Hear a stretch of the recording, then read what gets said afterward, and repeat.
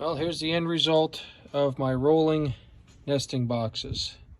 These are made from the paint trays with a floor mat bought from the Dollar Tree.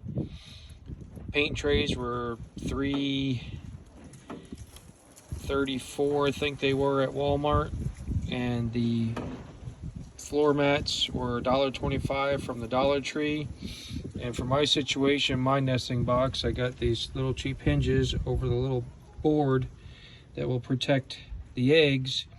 I have a stick that runs through the two of them, and you pull it through, because I'm not sure how smart these guys are to bump their heads on it and maybe get in there and peck away at them. So there we go.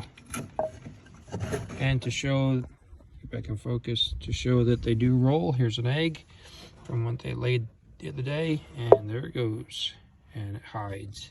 And then you pull your stick out and retrieve your egg. So there we go.